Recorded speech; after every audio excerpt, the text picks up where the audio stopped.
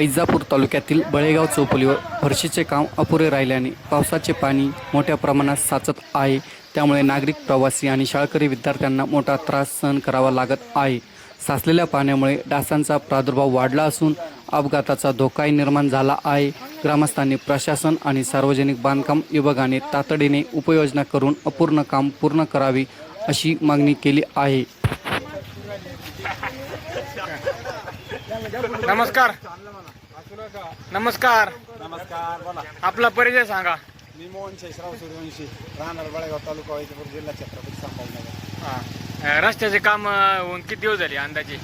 त्याला कमीत कमी 6 महिने झालेले. इथं फरशी पुलाचं काम अपूर्ण आहे आणि दरवर्षी पावसाळ्यात तिथे गुडघाभर पाणी साचतंय आणि शेजारी पाजारी सगळे आजारी पडताय. त्याच्यामुळं या फरशी पुलाचं काम लवकरात लवकर करण्यात यावं अशी आमची ग्रामस्थांची मागणी, विद्यार्थ्यांची, लोकांची जाण्या येण्याच्या दृष्टिकोनातून सगळ्यांची झाली होत आहे.